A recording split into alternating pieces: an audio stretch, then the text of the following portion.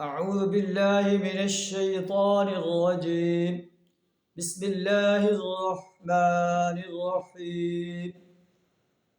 ومن يطع الله والرسول فأولئك مع الذين أنعم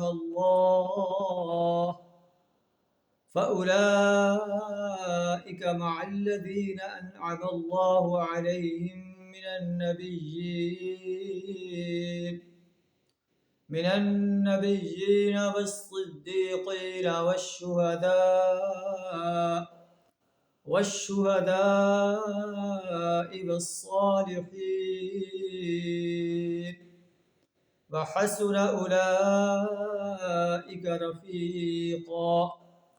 صدق اللہ العظیم.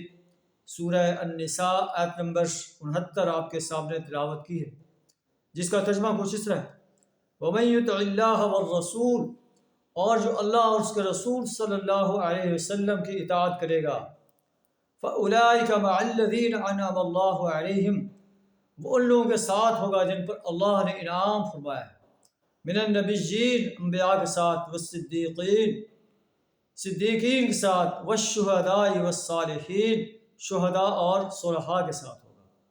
وحسن اولئک رفیقا، کیسے اچھے ہیں یہ رفیق جو کسی کو میسر آئے.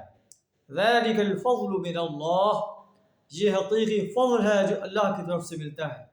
وکفی باللہ علیما، اور حقیقت جاننے کے لیے بس اللہ ہی کا علم کافی ہے. اللہ سے دعا تعالیٰ ہمیں زندگی کے ہر شعبے میں اپنی اور اپنے پیارے رسول صلی اللہ علیہ وسلم کی اطاعت کرنے کی توفیق عطا فرمائے. وآخر دعوانا الحمد للہ رب العالمین.